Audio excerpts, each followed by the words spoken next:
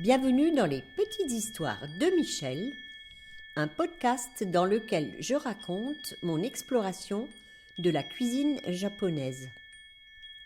Cet art ultime de bien manger que j'ai à cœur de transmettre aujourd'hui est la synthèse entre mes pratiques d'artiste, de jardinière et de cuisinière. Il s'adresse aux amoureux du Japon, aux gourmets de tous bords et aux cuisiniers soucieux de préparer une cuisine saine, savoureuse et créative, qui nourrit aussi bien le corps que l'esprit. Vous y trouverez des récits de voyage et des témoignages d'expériences qui ont fait sens dans mon parcours. J'y délivre également, au-delà des recettes, les principes qui sous-tendent la cuisine japonaise. Nous ferons des visites dans le jardin, source d'émerveillement et d'abondance, et nous prêterons l'oreille à des personnes qui ont contribué à enrichir mon parcours dans l'oasis nippone que je me suis créée. Belle écoute à vous! Durant la saison estivale, nous quitterons un temps l'univers de la cuisine japonaise. De la même manière que la série In Vino Veritas nous a accompagnés durant l'été 2024, une nouvelle série vous est proposée au long de l'été 2025. Cette fois-ci, elle sera centrée autour de la céramique. Je suis fascinée par les bols, ces contenants, archétypes de l'utile, ouverts sur d'infinies possibilités de formes, de matières, de courbures, de textures. La boutique de l'escalier joue le rôle d'interface entre la main des céramistes qui ont façonné l'objet et les mains de ceux qui vont l'utiliser. Après plusieurs épisodes en compagnie de Philippe Sutter, voici une nouvelle rencontre avec une autre céramiste, Barbara Leboeuf. C'est à l'occasion d'une commande qu'elle vient de me livrer que nous avons fait cette interview. Alors là, la suite de l'enregistrement de Barbara se passe directement dans la boutique où je lui ai réservé 1, 2, 3, 4 cases parce qu'elle a vraiment une production très diversifiée, mais toujours que des bols. Alors oui, ta boutique c'est le bol. Oui, de toute façon, ma boutique, c'est que des bols. Et donc, Barbara a largement de quoi répondre au cadre de la boutique. Tu veux commencer case après case pour décrire ou bien... Alors, peut-être dire que je travaille la porcelaine, matériau qui est cuit à haute température. C'est une terre qui est vitrifiée, qui est donc étanche, qui peut ne pas avoir d'émail si on le souhaite. Le contenu reste dans la forme.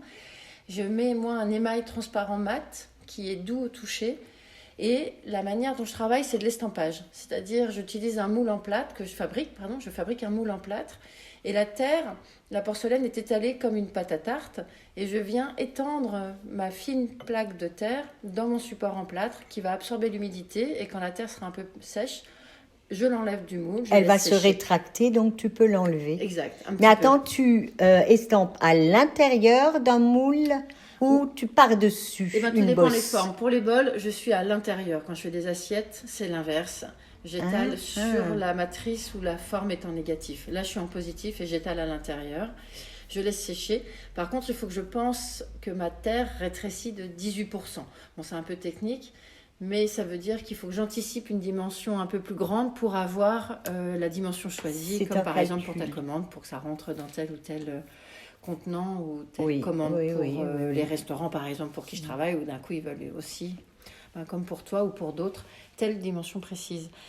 Donc cette terre, il y a des froissages, il y a des tensions que j'applique sur ma plaque de terre, et du coup, ma production, avec les 2 cuissons qui sont nécessaires pour avoir mon matériau fini, va avoir des déformations. Donc ma matrice, c'est-à-dire mon moule, est bien circulaire, mais mes pièces, en sortant des différentes cuissons, va se tordre. Et donc je les appelle les chiffonnés. C'est une terre qui va pouvoir après servir, donc on s'en sert, c'est alimentaire, il n'y a pas de plomb. Ça va au lave-vaisselle et au micro-ondes. Mais c'est pas une terre de cuisson, juste point de vue technique par rapport à Ah, la tu peux porcelaine. pas faire un gratin. bec au feu dans Non, les on bols peut de pas. Barbara. Ni un gratin de pommes dans les bols. Ni une moussaka. Non plus. Ouais, Mais par contre, on peut manger la moussaka dedans. exact. Et d'ailleurs, dans la série des bols de Barbara, moi j'ai acquis les coupelles qui sont, comment on pourrait les décrire? Elles ont un tout petit pied et elles s'ouvrent Comme un chapeau chinois. comme Enfin, un chapeau chinois, voilà, à l'envers. Alors, il y a un côté avec un petit pied où on se dit, oulala, c'est Oulala. instable, mais en même temps, ça fait assez culbuto. Et ça revient, et on peut vraiment tenir en main. C'est très épanoui, Oui. avec un côté assez végétal. C'est vrai que cette porcelaine n'est pas extra blanche, il y a un côté un peu crème, un peu coquillage, un peu comme ça minéral. On ne sait Oui. pas trop lorsqu'on Oui. s'approche de cette production, lorsqu'on n'a pas de connaissance de la matière.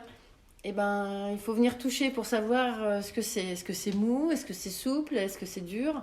Et cet émail, encore une fois, qui est mat, apporte vraiment une chaleur par rapport à des émails brillants. Oui, là je vois.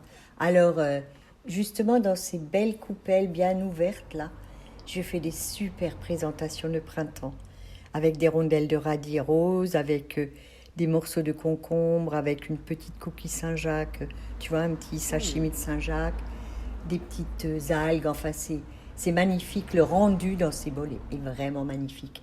Ce matin, quand j'ai fait le tour de la boutique avec mon fils Pierre pour lui montrer tout ce que tu produis, il a flashé ici, Sur le cannelé? sur le cannelé. Il a dit « Oh, comme les bons bols de petit déjeuner d'antan ». C'est magnifique. Ah, c'est hein. Ouais. Un nouvel épisode des Petites Histoires de Michel vous attend tous les mardis. Pensez à vous abonner à ma newsletter pour continuer de voyager au Japon avec moi.